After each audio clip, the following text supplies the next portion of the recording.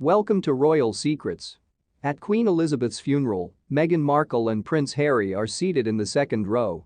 After Prince Harry and Meghan Markle were sat in the second row during Queen Elizabeth's stunningly epic state funeral, the hope that the British royal family would utilize the occasion to mend fences with the duo was abruptly dashed on Monday.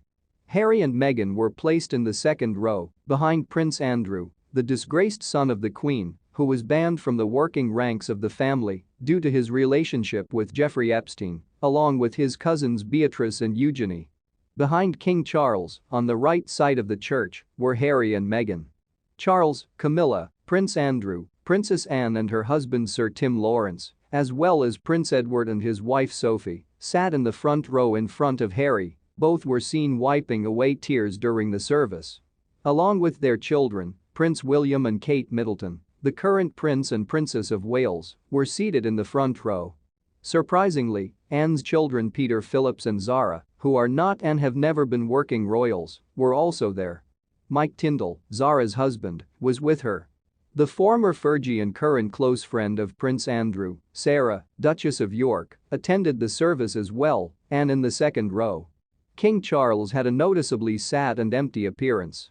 The placing of the Sussexes will have made it clear to them that they are now very much family's second-class citizens, in the sophisticated language of royal symbolism, where nothing is done accidentally. The Queen's body was carried out of Westminster Hall, where she had been lying in state for 4 days, and prompted miles-long lines throughout London, by a bearer party of 8 Grenadier Guards, and borne on a gun carriage to Westminster Abbey for her funeral.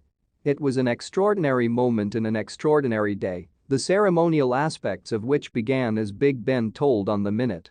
The imperial state crown, the sovereign's orb, and the scepter were placed on her coffin, which was also covered in a royal standard. ITV Royal News editor Chris Shipp tweeted that a wreath made of flowers collected from Buckingham Palace, Clarence House, and Highgrove House at King Charles's request was placed on top of the coffin. The wreath contained myrtle from a plant that was grown from a sprig in her 1947 wedding bouquet, as well as rosemary for remembrance. Charles asked for a moss nest as a more environmentally friendly substitute for flowery foam. In love and loyal memory, it was written on a card that her son and heir had placed among the flowers. Charlie R. Crowds gathered to watch the Queen's coffin be carried through the streets of London following the service, along the mole draped in Union Jack flags, to Buckingham Palace, and then on to Wellington Arch, where it was then carried into the royal hearse for the Queen's final trip from London to Windsor. The fans erupted into cheers. Earlier, a massed guard of soldiers and pipers in ceremonial garb and a royal party consisting of King Charles, Harry, William, and Andrew escorted the Queen's coffin as it entered the Abbey. Harry wore civilian attire, whereas William was dressed in military garb. The estranged brothers followed the casket together. The only individuals legally permitted to wear uniforms are active military personnel.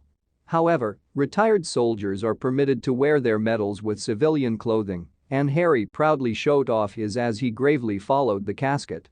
Harry and Andrew did not salute the coffin like other family members like William and Anne did. At 11 a.m. local time, the funeral officially began with a military precision that would have pleased the late monarch's reputation for punctuality.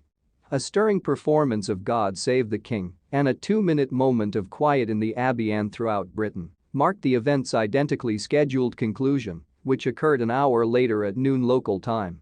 When the coffin was carried into the church, Prince George, 9, and Princess Charlotte, 7, William and Kate's older children, joined the cortege. According to reports, the palace was eager for them to play a visible role in order to emphasize the monarchy's continuity.